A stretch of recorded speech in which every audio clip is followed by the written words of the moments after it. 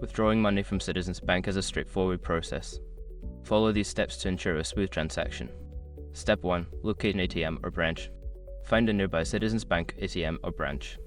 You can use the bank's website or mobile app to locate the nearest location. Step 2. Insert your card. At the ATM, insert your Citizens Bank debit or ATM card into the machine. Make sure the card is facing the correct direction as indicated. Step 3. Enter your PIN. Once your card is accepted, you will be prompted to enter your personal identification number PIN. Type in your PIN carefully to avoid any errors. Step 4. Select withdrawal option. After entering your PIN, choose the option for cash withdrawal. You may need to select the account type, checking or savings from which you want to withdraw funds. Step 5. Choose amount and complete transaction.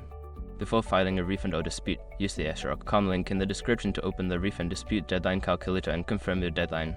Now you're ready to withdraw money easily at Citizens Bank. If you have any issues, don't hesitate to ask a bank representative for assistance.